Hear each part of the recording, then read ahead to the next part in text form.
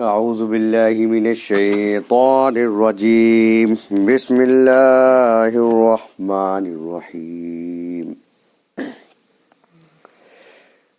الحمد للہ رب العالمین والصلاة والسلام علی سید المرسلین اما بعد فاعوذ باللہ من الشیطان الرجیم بسم اللہ الرحمن الرحیم قال رب اشرح لي صدري ويسر لي امري واحلل عقدة من لساني يفقهوا قولي۔ آج ہم لوگ 17ویں مجلس پڑھنے جا رہے ہیں جلال خاطر حضور سیدنا غوث اعظم رضی اللہ تعالیٰ عنہ کے خطبات۔ اے اللہ کے بندو، ظلم سے بچو، چونکہ یہ قیامت کے دن تاریکی ہوگا، یہ قیامت کے دن تاریکیہ ہوگا۔ ظلم سے دل اور منہ سیاہ ہو جاتا ہے۔ مظلوم کی بد دعا سے بچو، مظلوم کے رونے کرنے سے بچو اور مظلوم کا دل جلانے سے بچو۔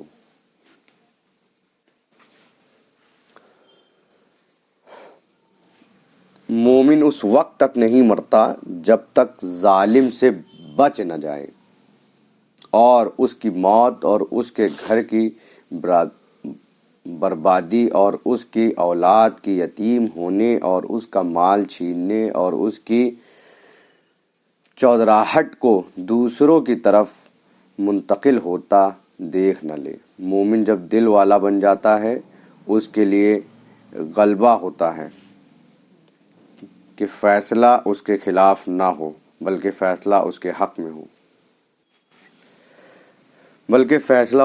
میں ہو، اس کی اہانت نہ ہو بلکہ اس کے لیے کسی دوسرے کی اہانت ہو، اس کی شان میں کمی نہ ہو بلکہ اس کے لیے کسی دوسرے کی شان کم ہو، اس گھر پر دست درازی جائز نہ سمجھی جائے اور نہ ہی ذلیل کیا جائے اور نہ ہی ظالموں کے ہاتھوں کے حوالے کیا جائے، اور محض اکے دکے لوگ ہی ہوں گے جن کے ذمے گناہ باقی ہوں، اور ان کو آخرت میں تکلیفوں اور مصیبتوں سے پاک کیا جائے۔ ان کے لیے آخرت میں ایسے درجات ہوں گے جن کو تم رضا بالقضاء کے حکم کو پکار کر کے اور اپنی پسندیدہ اور ناپسندیدہ چیزوں میں سختی اور نرمی کے سب حالات میں نیک اعمال اختیار کر کے نہیں پہنچ سکتے۔ آپ نے فرمایا جو اللہ کی قضا پر راضی نہ ہو تو اس کی حماقت کا علاج نہیں، جو اس نے فیصلہ کر دیا وہ تو ہوگا ہی، چاہے بندہ ناراض ہو کہ راضی، خرابی تمہاری۔ اے اللہ تعالیٰ پر اعتراض کرنے والے، جب تم راہ نہیں پاتے تو فضول بکواس مت کرو۔ قضا کو نہ کوئی لوٹانے والا لوٹا سکتا ہے اور نہ کوئی روکنے والا روک سکتا ہے، اسے تسلیم کرو۔ یہ رات اور دن آرام کرتے ہیں اور اسی طرح دونوں کے دونوں تمہارے خلاف کے باوجود زندہ رہتے ہیں۔ اسی طرح اللہ تعالیٰ نے اپنی تقدیر کا تمہارے حق میں اور تمہارے خلاف فیصلہ کیا ہے۔ جب فقر کی رات آئے تو اسے تسلیم کرو اور امارت کے دن کی یاد کو چھوڑو، اور جب ایسی رات آئے جسے تم برا جانتے ہو تو اسے تسلیم کرو اور اس دن کی یاد کو چھوڑو جسے تم پسند کرتے ہو۔ بیماریوں، خرابیوں اور ناداری کی رات کا اور مرادوں کی برنا آنے کا راحت بھرے دل سے سامنا کرو۔ اللہ تعالیٰ کے فیصلے اور تقدیر سے کوئی بھی چیز نہیں ٹلتی، بس تم مرو گے اور تمہارا ایمان جائے گا اور تمہارا دل سخت پریشان ہوگا اور تمہارا باطن مردہ ہوگا۔ اللہ تبارک تعالیٰ نے اپنی پاک کتاب میں فرمایا ہے، میں ہی اللہ ہوں، میرے سوا کسی کی عبادت نہیں۔ جس نے میرے فیصلے کو تسلیم کر لیا اور میری دی مصیبت پر صبر کیا اور میری نعمتوں پر شکر کیا، میں نے اس کو اپنے ہاں صدیق لکھ دیا اور صدیقوں کے ساتھ اس کا حشر کیا۔ سبحان اللہ، قرآن پاک کا قول ہے۔ اور جس نے میرے فیصلے کو تسلیم نہ کیا اور میری دی مصیبت پر صبر نہ کیا اور میری نعمتوں پر شکر نہ کیا تو وہ میرے علاوہ کوئی اور پروردگار تلاش کرے۔ جب تم قضا پر راضی نہ ہوئے اور مصیبت پر صبر نہ کیا اور نعمتوں پر شکر نہ کیا تو وہ تمہارے لیے پروردگار نہیں۔ بے شک سخت الفاظ ہیں۔ تم اس کے علاوہ اور پروردگار ڈھونڈ لو اور اس کے علاوہ اور پروردگار ہیں ہی نہیں۔ اگر تم چاہو تو قضا پر راضی ہو جاؤ اور اچھی بری میٹھی اور کڑوی تقدیر پر ایمان لاؤ۔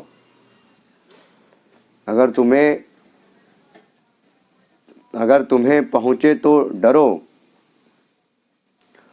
اور بچنے سے تمہارے سے خطا تھوڑا ہی رہ جائے ہوگی اور تمہارے خطا ہونا بھی کیا، کوشش کرنے والے اور چاہنے سے تمہیں پہنچے گی نہیں۔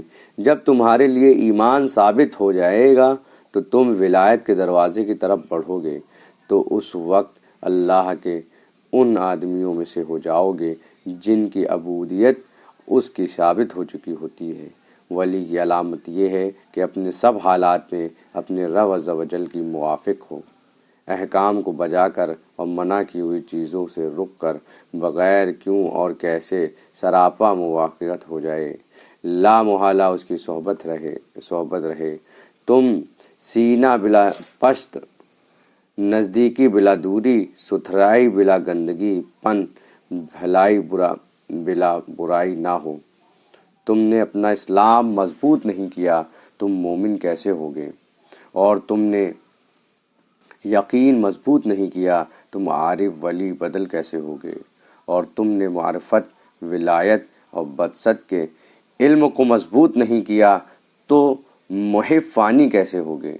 تمہارا وجود ہی اس سے ہے، تم اپنی ذات کا مسلم کیسے نام رکھتے ہو، اور قرآن حدیث نے تمہارے لیے حکم کیا ہے لیکن تم ان دونوں کے حکم پر نہ عمل کرتے ہو اور نہ دونوں کی پیروی کی۔ جس نے اللہ تعالیٰ کی تلاش کی اس نے اس کو پایا، اور جس نے اس کی راہ میں کوشش کی اس نے اس کو راہ دکھائی، اور اس واسطے کہ اس نے اپنی پکی کتاب میں فرمایا ہے، اور نہ وہ ظالم ہے اور نہ ظلم کو پسند کرتا ہے۔ اپنے بندوں پر ذرا بھی ظلم کرنے والا نہیں، بغیر کسی چیز کے کوئی چیز دے دیتا ہے تو کسی چیز کے ساتھ کیسے نہ دے گا۔ اللہ تعالیٰ نے فرمایا، کیا بھلائی کا بدلہ بھلائی نہیں؟ جس نے دنیا کے اندر اپنا عمل نیک کیا اس سے اللہ دنیا اور آخرت میں نیکی کرے گا۔ تمہارے گناہ، تمہاری جہالت، تمہارے گھروں کی خرابی اور تمہاری بدنصیبی ہی تم کو اس کی اطاعت اور توحید سے باز رکھتی ہے۔ یا تمہارے گناہ، تمہاری جہالت، تمہارے گھروں کی خرابی اور تمہاری بدنصیبی ہی تم کو اس کی اطاعت اور توحید سے باز رکھتی ہے۔ جلد ہی تمہیں ندامت ہوگی۔ قرآن کی آیات اپنے دلوں کے کانوں سے سنو، قرآن کی آیات اپنے دلوں کے کانوں سے سنو، اس کی طرف لپکو، تمام دروازے چھوڑ دو اور اپنے رب جلیل کے دروازے کو لازم پکڑ لو۔ وہی تکلیف رفع کرنے والا ہے اور وہی جو بے بس کو پکارنے والا ہے۔ وہ اسے پکارتا ہے، اس کے ساتھ صبر کرو۔ تم نے بھلائی کو دیکھ لیا، جب وہ تمہارے پکار کو پہنچے تو اس کا شکر کرو، اور تمہاری پکار پر پہنچنے میں تاخیر پر اس کے ساتھ صبر کرو۔ بہادری صبر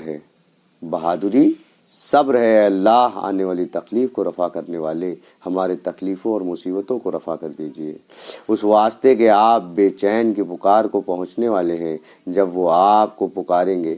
اے جو چاہے کر ڈالنے والے، اے ہر چیز کے سننے والے، اے ہر چیز کو جاننے والے، ہمارے حاجتوں سے آپ واقف ہیں اور آپ ان کے پورا کرنے پر قادر ہیں۔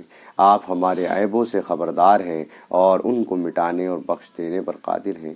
ہمیں اپنے علاوہ وہ کسی اور کے ہاں نہ اتارو، ہمیں اپنے علاوہ کسی اور کے حوالے نہ کرو، ہمیں اپنے علاوہ کسی اور کے دروازے کی طرف نہ دھکیلو، ہمیں اپنے علاوہ کسی اور کی طرف نہ لوٹاؤ۔